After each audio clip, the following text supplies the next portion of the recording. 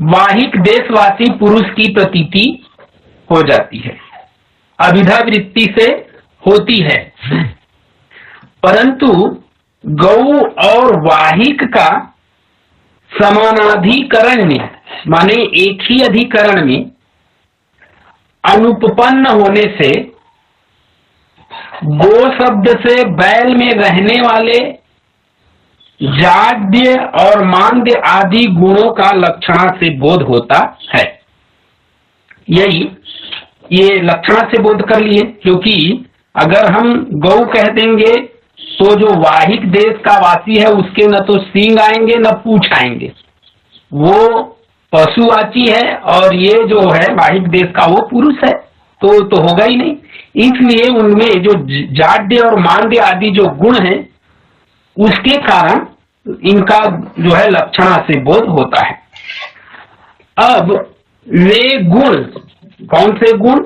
जो जाड्य और मांद्य आदि गुण हैं, वे गुण गो शब्द, मतलब गो शब्द जो है अभिधा वृत्ति से वाहिक का क्या करता है? अर्थ प्रतिपादन करता है। वही यहां पर आगे लिखते हैं कि तेच गो शब्दस्य वाहिकार्थाभिधाने निमित्ती भवन्ति, मतलब वो निमित्त मात्र से उसका बोध हो जाता है। तद युक्तम, तद अयुक्तम बोलता है। आप अगर बोल रहे हो कि उसको अभिधा वृत्ति से, पूर्व पक्ष कहता है कि वाहिक अर्थ का प्रतिपादन करने से, वो करने में वो तो प्रवृत्ति मात्र में होते हैं, प्रवृत्ति निमित्त ही है, उसकी प्रवृत्ति है बताने का, इसमें आप जबरदस्ती लक्षणा क्यों लगा रहे हो, बोलते हैं। ऐसा कुछ विद्वानों ने कहा कि आप जो जबरदस्ती यहाँ पर लक्षणा इत्यादि लगा रहे हो वो नहीं लगेगा, ये तो प्रवृत्ति मात्र से ही, उसकी प्रवृत्ति ही है बताने की अभिधा से, ऐसा बोल दिया। तब इसका खंडन करते हुए कविराज जी कहते हैं तद अयुक्तम, आपने जो पूर्व में कहा कि निमित्ती भवंती, अभिधाने निमित्ती भवंती ऐसा बोलते हैं, वह सही नहीं है। तद अयुक्तम, तदयुक्तम। किमर्थम इति चेत उच्यते गो शब्दस्य अगृहीत संकेतम वाहिकार्थम अभिधातुम अशक्यत्वात् गो शब्दार्थ मात्र बोधनांच। अर्थात ये कहना चाहते हैं कि संकेत ग्रहण किए बिना गो शब्द वाहिक अर्थ का प्रतिपादन नहीं कर सकता, मतलब वहां पर संकेत ग्रहण करना ही पड़ेगा। केवल गो अर्थ का प्रतिपादन करता है, यदि वो अगर हम संकेत ग्रहण नहीं करेंगे तो। और गोरूप आगे बोलते हैं कि गो शब्द मात्र बोधनांच, गो शब्द का ही वाचक होगा अभिधा से, उसको संकेत ग्रहण करना पड़ेगा। और अभिधाया वीरतत्वाद वीरतायाश्च पुनरुत्थाना भावात, कहे किमर्थम, तो कहे गो रूप अर्थ मात्र का बोधन कर अभिधा विरत हो जाती है। अगर अभिधा से कह रहे हो तो वहां पर गो शब्द ऐसा कह देंगे तो केवल गो के अर्थ को बता करके शासनादि मत्व जो गोत्व है उसी को बता करके वो जो है क्या हो जाती है, विरत हो जाती है। कौन सी शक्ति? अभिधा शक्ति। और शब्द बुद्धि कर्मणाम विरम्य व्यापारा भाव, यही बोल देता है। शब्द बुद्धि जो है कर्मणाम विरम्य व्यापारा भाव, उसके बाद वो अगर कोई अन्य व्यापार नहीं करते हैं उसमें लक्षणा व्यंजना आदि, तब वो इन लक्षणा व्यंजना व्यापार आदि के अभाव में वो जो है विरम्य, माने वो जो क्या हो जाता है, विरत हो जाता है। कौन? ये जो शब्द शक्ति है। कौन सी? अभिधा। इस नियम के अनुसार विरत अभिधा का फिर उत्थान नहीं हो सकता, वो विरत हो जाता है। यही बोलता है विरतत्वाद विरतायाश्च पुनरुत्थानाभावात्, माने पुनः उत्थान अभाव हो जाता है एक बार वो अभिधा शक्ति अपना अर्थ बताने के बाद। अब अन्य च पुनर्गो शब्देन, अब फिर अन्य जो है वो पूर्व पक्ष अन्य च पुनर्गो शब्देन ऐसा करके फिर से पूर्व पक्ष स्थापित कर रहे हैं। प्रवीण जी इसको आप पढ़िए।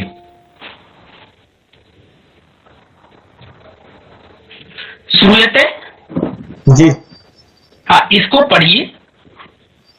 अन्य च पुनर्गो शब्देन वाहिकार्थो नाभिधीयते, किंतु स्वार्थ सहचारी गुण साजात्येन वाहिकार्थगता गुणा एव लक्ष्यन्ते तदप्यन्ते न मन्यन्ते। तथा हि अत्र गोशब्दात् वाहिकार्था प्रतीयते न वा आद्ये गोशब्दात् एव वा लक्षिताद् वा गुणाद् अभिनाभावाद् वा तत्र न प्रथमा वाहिकार्थे अस्य संकेतितत्वात् न द्वितीयः अभिनाभाव लभ्यस्य अर्थस्य शाब्दे अन्वये प्रवेशा संभवात्। शाब्दी ही आकांक्षा शब्देनैव पूर्यते न द्वितीयः। यदि ही उदात् वाहिकार्थो न प्रतीयते तदा अस्य वाहिक शब्दस्य च समानाधिकारण्यम् असमंजसं स्यात्। भवतु भवतु अस्तु। अब देखिए अन्य, अब पूर्व पक्ष ने जो कहा कि नहीं भाई प्रवृत्ति मात्र से अभिधा से हो जाएगी, तो उसका ये तर्क देते हुए बोल दिए कि शब्द बुद्धि कर्मणाम विरम्य व्यापार भाव करके उनको अपास्त किए। फिर आगे अन्य च पुनर्गो शब्देन वाहिकार्थो नाभिधीयते, मतलब गो शब्द के द्वारा वाहिक जो अर्थ है वो क्या? न अभिधीयते, माने अभिधा शब्द से हम लोग गो शब्द के द्वारा वाहिक अर्थ को ग्रहण नहीं कर सकते, अन्य विद्वान कहते हैं, माने प्रतिपादित नहीं हो सकता। किंतु स्वार्थ सहचारी गुण साजात्येन वाहिकार्थगता गुणा एव लक्ष्यन्ते, ऐसे कहा। मतलब चलिए ठीक है, वो तो अभिधा शक्ति से हम लोग उसे प्राप्त नहीं कर सकते, किंतु सहचारी भाव से, मतलब स्वार्थ गोत्वम, उसके सहचारी जो गुण हैं, जो गौ में है, गौ में सहचारी गुण क्या है? तो वो गुण है जाड्य और मांद्य, माने मंदता और जड़ता का जो गुण है वह किसमें है? गो में है। और इसी के साजात्य माने सजातीयता संबंध, सजातीयता संबंध से अर्थात सादृश्य से वाहिक अर्थ में रहने वाले, वाहिक में भी क्या है? जड़ता और मंदता है। इन आदि गुणों की ही लक्षणा होती है। तो जाड्य मांद्य आदि गुण की ही क्या फिर लक्षित होंगे। यहाँ पर फिर वो वाहिक पुरुष नहीं होगा। आप लक्ष्य लक्षणा शक्ति से प्राप्त करना चाहते हैं तब तो ये असंभव है, जड़ता मंदता ही उसका लक्ष्य होगा। अगर आप लक्षणा शक्ति करना चाहते हैं तो वही यहाँ पर लिखते हैं कि यहाँ गुण साजात्येन वाहिकार्थगता गुणा एव लक्ष्यन्ते तदप्यन्ये न मन्यन्ते। कहे वाहिक अर्थ का अगर आप करना चाहते हैं तो वाहिक का नहीं होगा, वाहिक में जो स्थित जड़ता मंदता है उसी का संकेत होगा, उसी का अर्थ होगा। यहाँ पर वाहिक का अर्थ हमें प्राप्त नहीं होगा लक्षणा से भी, ऐसा पूर्व पक्ष जो है रख देते हैं। तब न कि गुणी वाहिक भी इसको वाहिक का अर्थ नहीं होगा, गुण का ही होगा। तो इसका भी यहाँ पर खंडन करते हैं और कहते हैं कि तथा ही अत्र गो शब्द वाहिकार्थ प्रतीते नवा आद्ये गो शब्दाद एव वा लक्षिताद्वा गुणात् अविनाभावाद्वा तत्र न प्रथमः वाहिकार्थस्य संकेतित्वात् न द्वितीयः। अब पूर्व में कह रहे हैं कि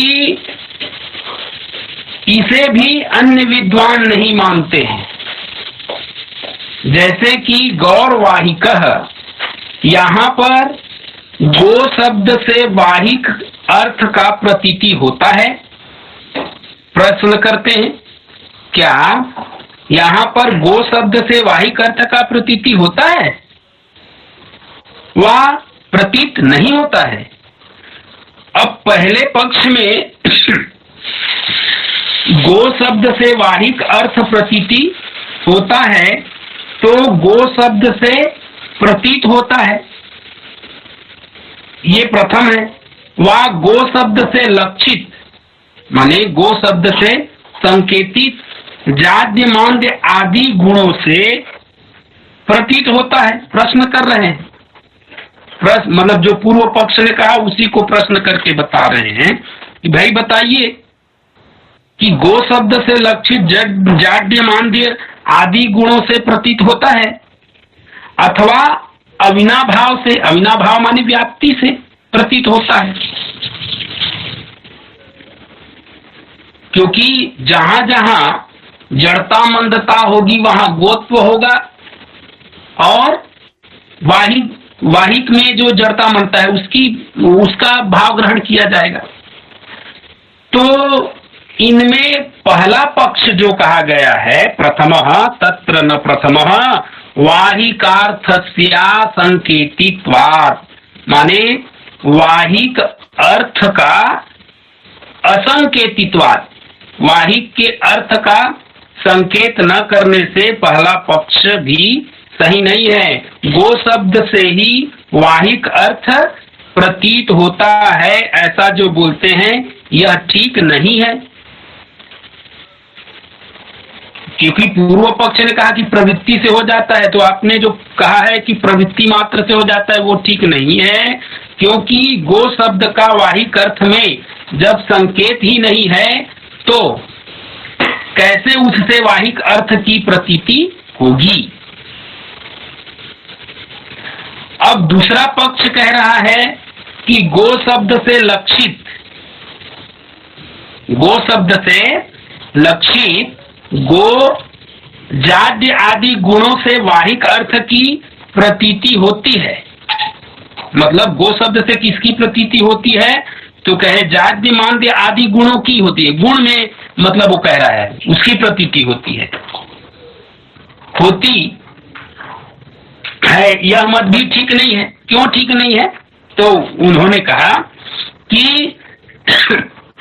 गो गवय चंद्र मुख आदि शब्द द्वंद्वानाम अवयव प्रसादादि साम्ये अन्योन्यस्य अन्यतम शब्दार्थ अनभिधायकत्वात्, ऐसे बोला। माने वो कहना चाहता है क्योंकि गौ गवय चंद्रमुख, मतलब गौ गवय चंद्रमुख आदि युग्म शब्दों में जैसे कि गो और गवय में अवयव में समता और चंद्र और मुख में प्रसाद आह्लादकत्व की समता होने पर भी गो गवय अर्थ को और मुख चंद्र रूप को अर्थ को अभिधा वृत्ति से प्रतिपादन नहीं कर सकता। वो उदाहरण देकर के बताते हैं। उसी गो शब्द जो है गवय का वाचक नहीं हो सकता। कैसे? तो कहे जिस तरह से गो गवय का नहीं हो सकता और चंद्र मुख का नहीं हो सकता, क्योंकि चंद्र मुख कह देने से, चंद्र कह देने से मुख का वाचक नहीं हो सकता। वो किसका वाचक होगा? चंद्र जो है आह्लादकत्व से आपस में ये लोग सदृशता से जुड़े हुए होते हैं। उसी तरह से गौ में जो जड़ता मंदता होती है वही गवय में होती है, इसलिए गौ कह देने से गवय अर्थ नहीं होगा, यही ये बताना चाहते हैं। और वैसे ही आगे बोलते हैं कि गो शब्द जाड्याद्य अतिशय की लक्षणा से भी वाहिक अर्थ को अभिधा से प्रतिपादन नहीं कर सकता है। वही बोलता है यदि ही न द्वितीय यदि ही गो शब्दात् वाहिकार्थो न प्रतीयते तदास्य वाहिक शब्दस्य च समानाधिकरण्यम असंगतम स्यात्, ऐसा कहा गया है। तो यहां पर फिर तीसरा पक्ष अब रखने चाहते हैं कि तीसरा पक्ष जो आपने कहा कि अविनाभाव अर्थात व्याप्ति से क्या करेंगे, गो शब्द वाहिक अर्थ की प्रतीति करता है, ऐसा किसी ने कहा। तीसरा जो मत वाले हैं उन्होंने कहा कि व्याप्ति से गो शब्द जो है वो वाहिक अर्थ की प्रतीति करा देगा। तो कहा कि ये मत भी ठीक नहीं है। क्यों? क्योंकि अविनाभाव जो है, व्याप्ति जो है, व्याप्ति से लभ्य जो अर्थ है उसका शब्द जन्य अन्वय में प्रवेश असंभव है। इसका अर्थ है कि जो शब्द जन्य है वो अन्वय में प्रवेश नहीं कर सकता, क्योंकि शब्द संबंधिनी जो आकांक्षा है ना, शब्द संबंधिनी शब्दे नहीं वो पूर्यते, अर्थात शब्द संबंधिनी आकांक्षा जो होती है वो शब्द से ही पूर्ण होती है, शब्दे नैव पूर्यते, और अविनाभाव से लभ्य अर्थ से नहीं होता है। अर्थात फिर से यहाँ पर रेग्मी जी समझा करके यहाँ एक पंक्ति लिखे हुए हैं कि अर्थाध्याहारवादी माने अर्थ अध्याहारवादी मीमांसक आदि के मत में, जो मीमांसक हैं उनके मत में तो अविनाभाव लभ्य अर्थ से भी आकांक्षा पूर्ण होती है, ऐसा ये वहां पर रेग्मी जी का भी यहाँ उदाहरण देकर के कहते हैं।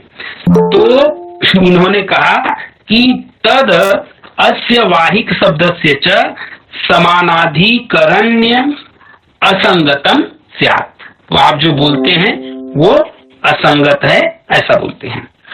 आगे अब क्या लिखते हैं इसको पढ़िए। एक और है न द्वितीय जो करके लिखा हुआ है, उन्होंने कहा कि यदि ही गो शब्दात वाहिकार्थो न प्रतीयते, गो शब्द से वाहिक अर्थ की प्रतीति नहीं होता है। ये पंक्ति को देखिए, न द्वितीय वाले को, इस पंक्ति में क्या बोले, न द्वितीय माने यदि ही गो शब्दात माने यदि गो शब्द से वाहिकार्थो न प्रतीयते, यदि वाहिक अर्थ प्रतीति वाहिक अर्थ की प्रतीति नहीं हो रही है, तद अस्य वाहिक शब्दस्य च समानाधिकरण्यम असंगतम स्यात्, मतलब नहीं होता है तो इसका इस मत का खंडन करते हैं और कहते हैं कि गो शब्द से वाहिक अर्थ की प्रतीति नहीं होता है तो उसका और वाहिक शब्द का समानाधिकरण्य माने एक आश्रय में रहना असंगत होगा। मतलब पहले ही एक आश्रय आप कह नहीं सकते, क्योंकि गो शब्द जो है वाहिक अर्थ का अभिधा शक्ति से वाचक नहीं हो सकता, इसलिए ये दोनों समानाधिकरण नहीं हो सकते, इससे असंगत हो रहा है, ऐसा कहते हैं। आगे फिर लिखा है प्रवीण जी, देखिए आशीष जी आ गए क्या? आशीष जी गुरु जी, जी गुरु जी। आशीष इस पंक्ति को पढ़िए। तस्मादत्र पुस्तकम अस्ति। जी गुरु जी। हाँ, इसको पढ़िए और वैसे ये स्क्रीन में भी दिखाई दे रहा है, इसको पढ़ सकते हैं। जी जी। तस्मादत्र गो शब्दो मुख्यया वृत्त्या बाहिक शब्देन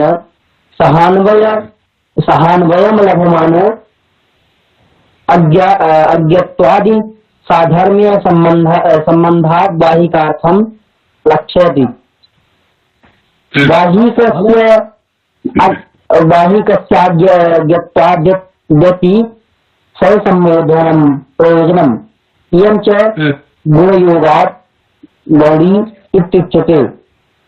पूर्वा तोपचारा मिश्रणात् शुद्धा उपचारो हि नामात्यन्तं विसकलितयोः शब्दयोः सादृश्यातिशयमहिम्ना भेद प्रतीतिस्थगमनमात्रम् यथा अर्यमाणवतयोः शुक्रतटयोस्तु नात्यन्तं भेद प्रतीतिः तस्मादेव मादिषु शुद्धैव लक्षणा भवतु।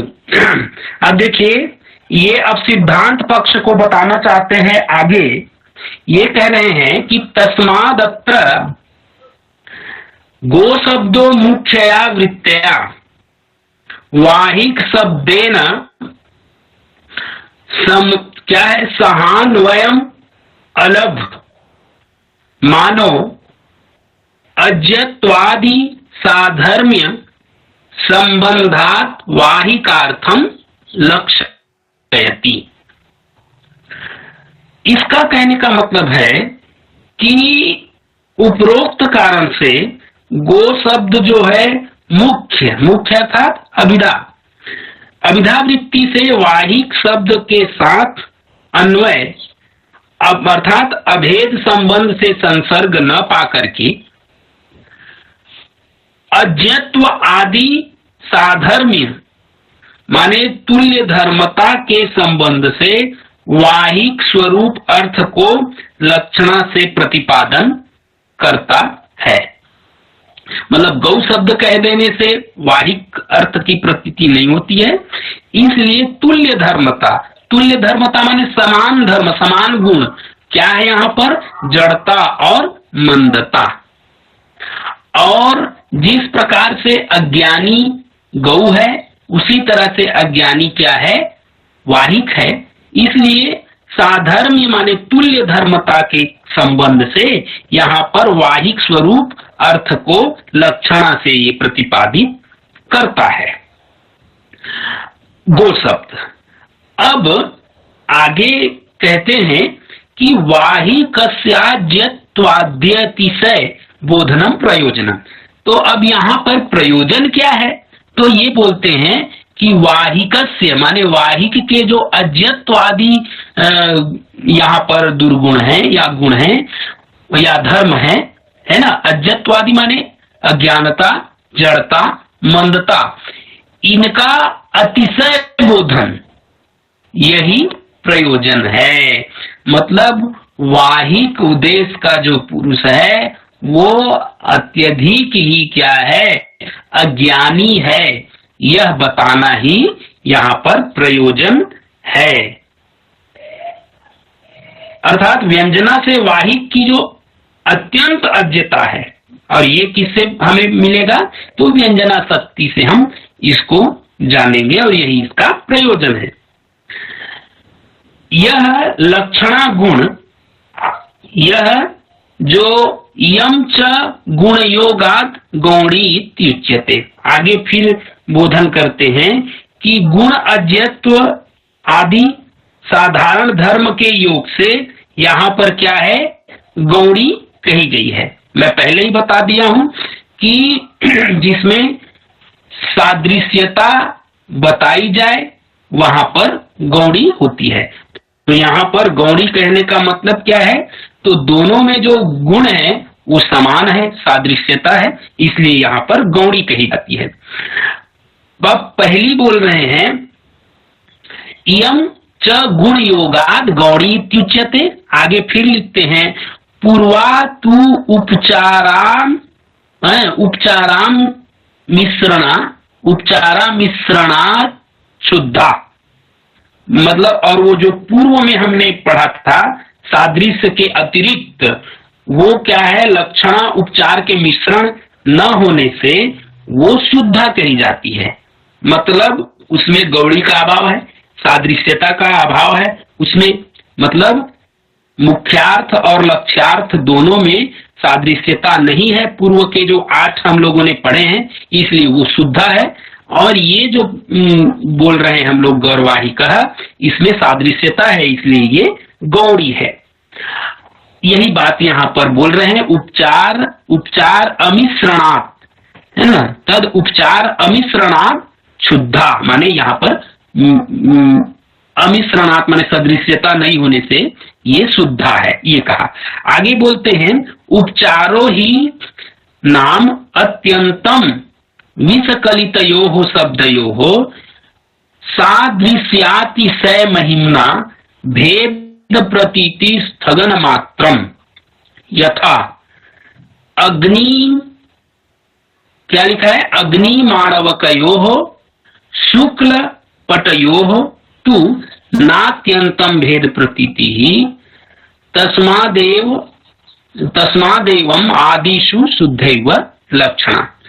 आगे यहाँ पर अब कह रहे हैं कि अत्यंत भिन्न दो पदार्थों का अतिशय सादृश्य माने समानता, अत्यधिक समानता की जो महिमा है, उससे भेद प्रतीति के स्थगन करने को उपचार कहते हैं। यहाँ पर जो उपचार लिखा है ना, तू उपचार अमिश्रणात्, ऐसा जो यहाँ पर पद लिखा गया है उसको बता रहे हैं कि उपचारो नाम अत्यंतम सातिशयम विकलितयोः माने भिन्नयोः पदार्थयोः सादृश्यातिशय महिम्ना अतिशय तुल्यत्व सामर्थ्येन भेद प्रतीति स्थगन मात्रम भेद ज्ञानात् छादन मात्रम।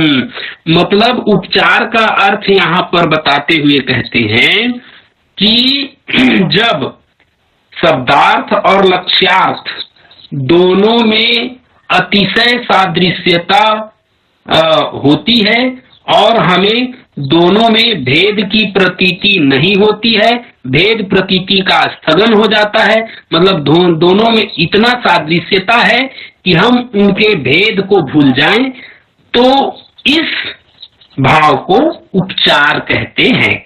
और जहां पर उपचार न हो वो शुद्धा है, और जहां पर उपचार का मिश्रण हो वही गौड़ी है, ये बताना चाहते हैं। वही इस पर लिखते हैं, उपचारो ही नाम अत्यंतम विषकलितयोः शब्दयोः सादृश्यातिशय महिम्ना अभेद प्रतीति स्थगन मात्रम यथा अग्नि माणवकयोः और शुक्ल पटयोस्तु न अत्यंतम भेद प्रतीति ही। और आगे उसी को उदाहरण दे करके बोलते हैं, जैसे अग्नि और माणवक है ना, मानव का इनमें तेजस्विता रूप समानता की महिमा से अग्नि और माणवक इस प्रकार दोनों का भेद आच्छादित हो गया है। मतलब माणवक वो जो विद्यार्थी है, वो जो बालक है, वो इतना उसमें तेज है कि अग्नि और तेज दोनों के एक साथ कह देने में इन दोनों की जो भेद प्रतीति है वो आच्छादित हो जाती है, माने समाप्त हो जाती है, और दोनों में तेज तेज दिखाई देता है। इसलिए यहाँ पर उपचार है। आगे फिर यह गौड़ी लक्षणा का उदाहरण है, परंतु एक और शब्द बोल दिए, शुक्लः पटः। यहाँ पर शुक्ल और पट में शुक्ल गुण है और पट क्या है, द्रव्य है, और ये दोनों में भिन्न होने पर भी अग्नि और माणवक की तरह ये अत्यंत भिन्न नहीं है। अतएव ऐसे प्रयोग में शुद्धा लक्षणा ही होती है। ऐसा इस प्रकार से शुद्धा और गौड़ी को आपस में अंतर करके बताते हैं। अब मैं इतना कह लिया, आप लोग अब बताइए इसमें समझ में आया या नहीं आया, तो कहां पर नहीं आया तो उस पर हम लोग और चर्चा कर सकते हैं। और इसे आप लोग और एक बार पढ़ेंगे और पढ़ करके जब इस पर प्रश्न करेंगे तो ज्यादा अच्छा रहेगा, है ना। बोलिए प्रवेश जी। गुरुजी अविनाभाव क्या होता है, थोड़ा इसके बारे में बता दीजिए। हाँ, अविनाभाव ये व्याप्ति है।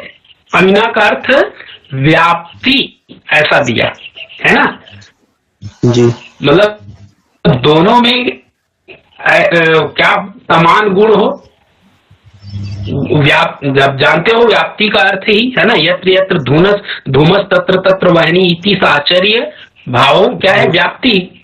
जी, तो साचर्य नियम, तो इसी जो भाव दोनों में हो रहे हैं वही अविना।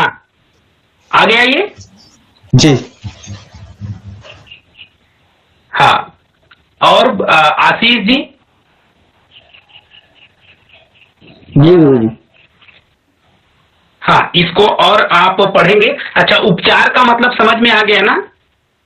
दोनों में वही अभेद प्रतीति है, वही है जी। उपचार। सदन मात्रम यही वाला है। ठीक है।